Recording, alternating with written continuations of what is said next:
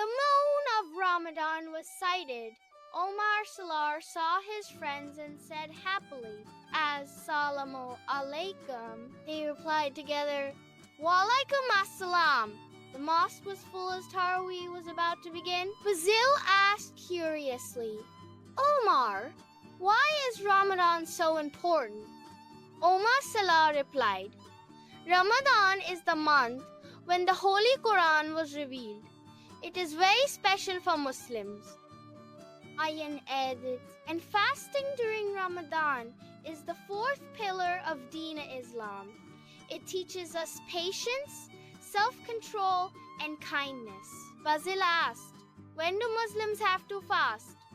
Fawad explained, "Fasting becomes compulsory when a Muslim reaches puberty, usually around age 12-15.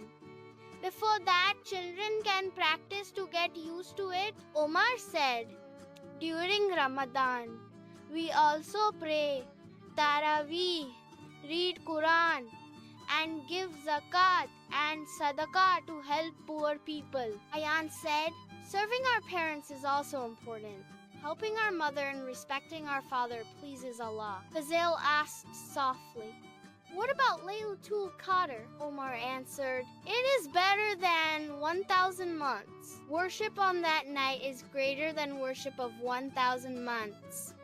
The Adhan for Maghrib began. All four boys raised their hands and made dua. "Oh Allah, accept our fast.